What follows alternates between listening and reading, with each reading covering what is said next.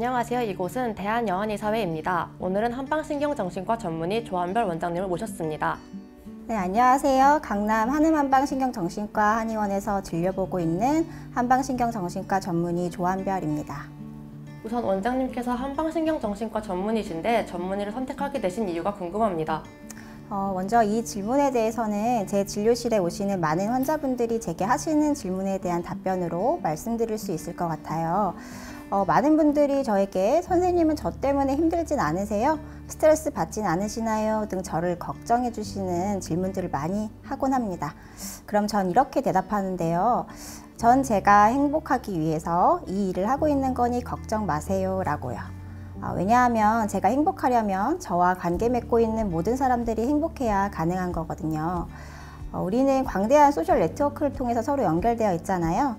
따라서 사회적 영향은 결국 우리가 아는 사람한테만 미치고 끝나는 게 아니죠. 금연을 쉽게 예를 들자면 친구가 금연을 할 경우에 그 친구의 친구도 그리고 나 역시도 금연을 할 확률이 높아지는데요. 이처럼 행복이나 정신적 건강 역시도 마찬가지입니다. 결국 우리의 생각과 행동 모든 것들이 우리가 전혀 만난 적도 없는 사람들에게까지 영향을 미칠 수가 있다는 거예요. 결국 우리 모두 각자의 개인적 영달을 위해서는 각자가 마주하고 있는 사람이 행복하고 건강해야 가능하다고 보는데요. 다시 말해 지금 제가 마주하고 있는 우리 학생위원선생님, 그리고 이제 촬영해 주시는 감독님들, 그리고 제 진료실에 찾아오는 환자분들도 행복하셔야 한다고 생각합니다. 그래서 저는 제 개인적 영달을 달성하기 위해서, 행복하기 위해서 정신과 전문의를 하게 되었다고 말씀드릴 수 있겠습니다. 원장님, 어쩌면 이게 사회 전반에 영향을 미칠 수도 있는 메시지라고 보여지는데 맞나요? 네. 그리고 제가 지금 드린 답변이 조금 추상적이고 단순해 보일 수도 있겠습니다만 사실 사회, 문화, 경제, 보건에까지 영향을 미칠 수 있는 중요한 부분이라고 생각해요. 그럼에도 불구하고 아직 우리나라 사회 분위기상 정신과적 치료를 향한 편견, 낙인 등 터부시하는 경향이 있죠. 이런 사회적 낙인을 줄이기 위해서는 범정부적인 관심과 역할이 지대하게 필요한 부분이고요. 다른 측면으로는 내재화한 낙인 혹은 자기 낙인이라는 것이 있는데요. 개인이 자신이 앓는 질환의 수치심을 느끼는 등의 부정적 태도를 스스로 체화하는 것을 말해요. 정신질환을 향한 낙인의 가장 큰 문제는 환자나 환자 가족이 정신과 치료를 미루거나 받지 않는 건데요. 이로 인해 환자는 적절한 치료 시기를 놓치게 되곤 합니다. 그런데 어느 의학적 질환과 마찬가지로 정신질환 또한 조기에 치료를 받을 경우에 효과와 예후가 더 좋아요. 반대로 말하면 정신질환이 발병한 후에 치료받지 못한 기간이 더 길어질수록 약물에 반응하는 속도도 더디고 단기, 장기적으로 예후가 좋지 않다는 거거든요. 신경정신과 전문의로서 신경정신과 질환에 대한 낙인 해소를 도와서 적극적인 치료와 지역사회 정신건강 사업을 통해 예방과 관리에 도움을 드리고 싶습니다. 그렇다면 원장님의 학창시절도 이런 이끌림에 영향이 있었을 것 같은데요. 원장님의 학창시절이 궁금합니다. 네. 사실 저는 원래 타대학 불어불문학과를 졸업하고 다시 한의대에 진학했어요. 처음에는 불어불문학과에 진학한 건 인문학에도 관심이 많았고 WHO나 NGO 같은 국제기관에서 일하는 것이 꿈이었어서 영어 이외에 세계 공용어로도 쓰이기도 하고 많은 국가들에서 사용 중인 프랑스어를 전공하면 도움이 되겠다 싶어서 진학했어요. 그리고 프랑스로 교환학생을 가게 되었는데요. 이때가 저의 인생을 크게 바꿔놓는 중요한 시기가 됩니다. 프랑스의 다양한 유럽 친구들 역시 교환학생으로 많이 와 있었어요. 그 중에서 제가 종종 듣는 질문들이 있었는데요. 너도 침치료 받아봤니? 침치료를 받아봤더니 효과가 좋았는데 어떻게 도움을 주는 거니? 한의학은 무엇이니? 같이 단순한 관심에서부터 실제 경험담을 늘어놓는 친구들이 종종 있었습니다. 그런데 그에 대한 대답을 제가 속 시원히 설명하지 못하는 제가 부끄럽기도 했고요. 도대체 이 친구들은 어떻게 한의학을 아는 것인지 제가 다시 궁금해지더라고요. 그래서 혹시나 싶어서 의학도서관에 가서 관련 서적이 있는지 한번 찾아보게 되었어요. 그런데 서가에 정말 한의학, 침구, 한약 등에 대해서 번역되어 있는 서적들이 한 섹션을 가득 채우고 있더라고요. 그날이 정말 전 운명 같은 만남이라고 생각하는데요. 그때 정말 그 순간을 기억해 두고 싶어서 가방 속에 챙겨 다녔던 디지털 카메라로 사진도 찍어뒀어요. 무엇인지 모르겠지만 내가 뭔가 할 수 있는 일이 있을지도 모른다는 기대에 부풀었던 기억이 납니다. 그리고 이때 제가 전공한 언어로 우리의 것들을 전할 수 있는 사람이 꼭 필요하다는 생각을 했고요. 그 뒤로는 학내에서 우리 것에 대한 소개와 적극적인 알림을 하기 위한 활동들을 열심히 했습니다. 이후 국내에 돌아오셔서는 어떤 활동으로 이어지셨나요? 한국에 돌아와서는 학내 불자신문부 편집국장을 하면서 학내나 우리나라 소소한 이야기들을 불어로 전달하는 일들을 했고요. 그러면서 내가 할 수 있고 해야 할 일들에 대해서 다시 한번 진지하게 생각하는 시간들을 가졌어요. 어렸을 때 줄곧 다른 사람들과 함께 성장할 때 얻는 성취감에서 행복감을 느꼈었기에 고민 끝에 한의사가 되어서 의술로서 사람들을 돕고 한의학이 세계적으로 할 수 있는 범용성에 대해서 알리고 싶다는 꿈을 꾸게 되었고요. 다시 한의대에 진학하게 되었습니다. 가방끈이 생각보다 길어졌고 누군가는 많이 돌아갔다고 생각하실지 모르겠습니다만 저의 인생을 바꿔놓는 시기이자 제가 사랑할 수 있는 일을 할 수 있는 계기가 되어서 불어불문학과 시절은 제게 정말 소중한 시기예요.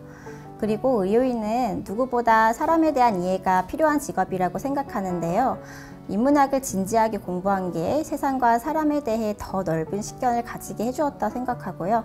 특히 신경정신과 전문의를 하는 데 있어서 정말 많은 도움이 되고 있습니다. 지금까지 한방신경정신과 전문의가 되기까지 원장님의 이야기를 들어보았는데요. 이제부터는 한방신경정신과 전문의가 되신 이후의 이야기를 들어보려고 합니다. 원장님께서 생각하시는 신경정신과 질환에서 한의학의 역할은 무엇인가요? 우선 한방신경정신과가 생소한 분들이 많을 것 같아서 간단하게 소개해드리면요. 양방의학에서 분류하고 있는 신경과와 정신과의 영역을 다루고 있어요. 흔히들 알고 계시는 우울증, 공황을 포함한 불안장애, 불면증, 치매, 알코올 중독, 틱 장애 등을 다루고 있고요. 기질적 원인이 없는 통증과 마비, 떨림 등의 영역도 다루고 있어요.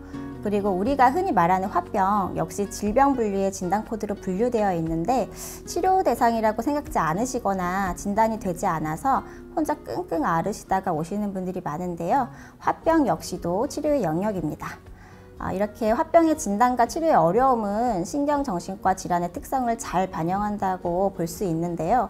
신경정신과 질환은 대개 근원적인 병리 과정을 완벽하게 기술할 수 없다는 한계를 가지고 있어요. 또 항상 단 하나의 질환 범위 내에서만 진단 내리기도 참 어렵고요. 가령 우울과 불안과 같은 일부 증상 영역에서는 다중적인 진단 범주를 포함하기도 하고요. 아니면 이를 포괄하는 더 근원적인 원인이 진단되기도 합니다. 또한 가족력이나 개인적 특성에 따라서 취약점 역시 제각기 다르고 나타나는 임상 표현도 서로 달라 어려운 점이 있어요. 그렇다면 한의학으로 치료할 때 조금 달라지는 점이 있나요? 이런 어려운 점을 한의학에서는요, 인체를 소우주라는 관점으로 바라보기 때문에 조금 더 다루기 용이한 점이 있어요. 우리 인체는 서로 다른 신체적, 정신적, 문화적 다양한 요소들이 개개인의 특성을 만들어서 각기 다른 소우주를 형성하는데요.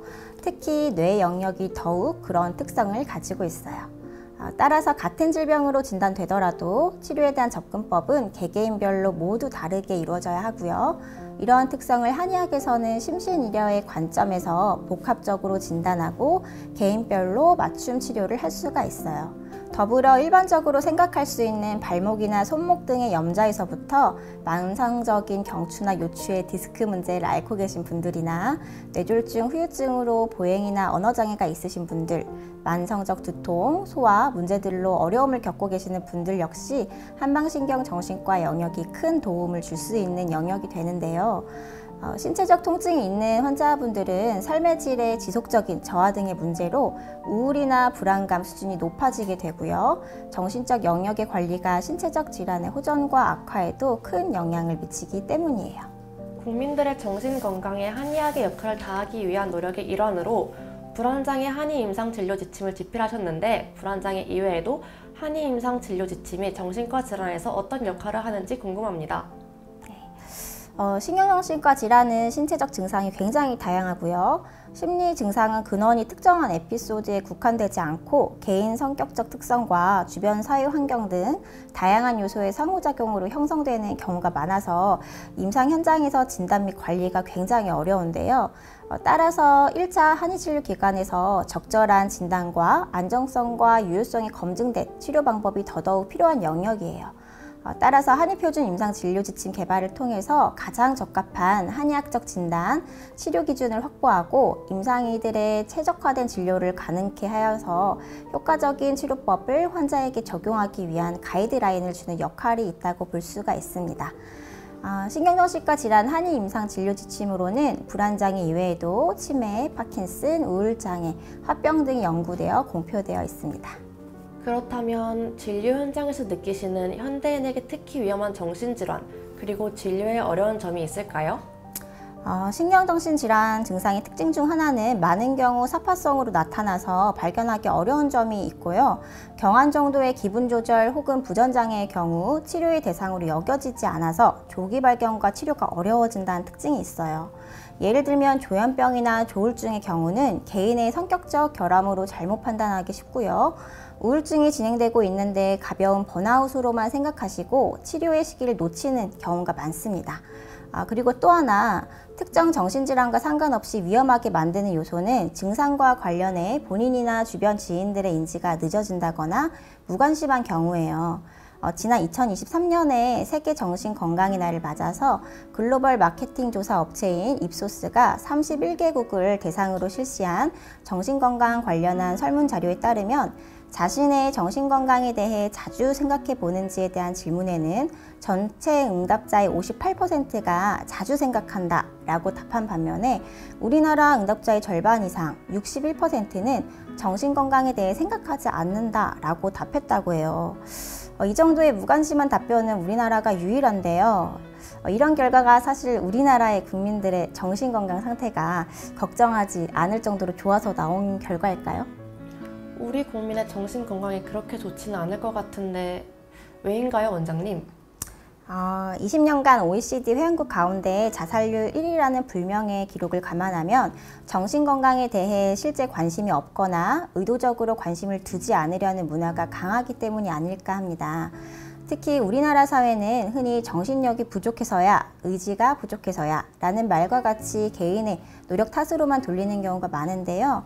여기에 스트레스와 불안을 부추기는 심리사회적 요인이 많은 우리나라 사회적 분위기가 다양한 정신질환에 대해 더 취약하게 만드는 경우가 있어요. 질환을 막론하고 조기 발견과 조기 치료, 주변의 지지체계가 경과와 예우에서 중요한 역할을 하기 때문에 우리 사회의 신경정신질환에 대한 사회적 낙인이 개선이 되었으면 하는 간절한 바람이 있습니다. 진료실에 문을 열고 들어오시는 한 분의 한 걸음은 정말 큰 용기가 필요한 일이거든요. 주변에서 많은 관심과 지지가 꼭 필요한 지점입니다. 그렇다면 우리는 일상생활에서 정신건강을 지키기 위해 어떤 노력을 할 수 있을까요? 나를 돌보는 생활의 작은 변화만으로도 정신적 건강을 지키고 변화를 줄 수가 있어요. 세 가지 측면에서 말씀드리고 싶은데요. 첫째로 신체 활동을 하자입니다. 운동은 근육을 키워줄 뿐만 아니라 BDNF라는 어떤 뇌 유래 신경 영양 인자를 증가시켜서요, 뇌도 강화시켜주고 각종 뇌 건강에 도움을 주는 신경화학적 작용을 발생시켜서 긍정적인 영향을 주거든요. 어렵게 생각하지 마시고요. 예전에 즐기던 일들이나 하고 싶었던 일들을 리스트를 한번 적어보세요. 그리고 쉽게 도전할 수 있는 것부터 우선 시작해 보시는 겁니다. 그리고 짧은 기간을 정해두고 정기적 운동을 시작해보세요. 예를 들면 2주간, 주 3일 30분간 홈트레이닝 하기, 필라테스 가기 등과 같이요. 첫째는 신체 활동이군요. 두 번째는 무엇인가요? 네, 두 번째로는 말습관을 건강한 언어로 바꿔보시라고 이렇게 말씀드리고 싶은데요. 우리가 평소 쓰는 말은 우리의 몸과 마음에 영향을 줍니다. 생각 없이 내뱉은 말이라도 결국 내 귀로 들어오거든요. 그럼 해당 소리 정보는 내 귀의 청각기관을 거쳐서 뇌에 입력이 되고 뇌 네트워크가 새롭게 입력된 정보에 맞춰서 몸과 마음을 변화시킨답니다. 예를 들면 좋아요, 감사해요, 사랑해요 같은 말은 세로토닌이나 도파민 같은 행복 호르몬을 분비하게 하는 반면에 짜증나, 힘들어, 죽겠어 같은 말은 스트레스 호르몬을 뿌리는 것과 같거든요. 건강한 언어 사용법을 예시로 들자면 자신의 의도와 상관없이 부정적인 말이 자주 튀어나오는 순간을 순간적으로 알아차리고 다시 그 말을 긍정적인 말로 바꾸는 건데요. 예를 들어서 어려운 특정 상황이나 원치 않는 결과가 나왔을 때도 난 항상 이래처럼 항상 매일 등을 일반화시키지 마시고요. 이번엔 결과가 예상 밖이었어 등과 같이 말씀해 보시는 거예요. 그리고 고마움을 표현할 때는요, 우리가 습관적으로 미안하다, 죄송하다 라고 말을 할 때가 있어요. 이때도 다시 알아차리시고요, 감사합니다 라고 말해보는 거예요. 고마운 마음을 표현하면요, 세로토닌이 생성되어서 다시 기분을 좋게 하고요, 나쁜 습관이나 부정적 회로의 연속성을 끊어낼 수도 있어요. 그리고 그럴수록 더더욱 고마워할 일들이 많이 생기게 되고요. 그런 긍정적 경험들의 누적은 내가 충분히 존중받고 사랑받고 있음을 느끼게 해줍니다. 좋아요. 감사합니다. 두 번째는 언어 습관이었어요. 마지막 노력에는 어떤 것이 있을까요? 네, 마지막으로는 전문가에게 도움을 요청하세요. 2주 이상의 수면 문제가 있거나 식욕에 큰 변화가 오거나 학업 능력이나 집중력이 떨어진다면 전문가의 도움이 필요할 수도 있습니다. 건강검진 받으러 가신다고 생각하시고 용기 내서 한 걸음만 떼주세요. 모든 병과 마찬가지로 마음의 병 역시 조기에 발견하면 쉽게 나을 수 있습니다.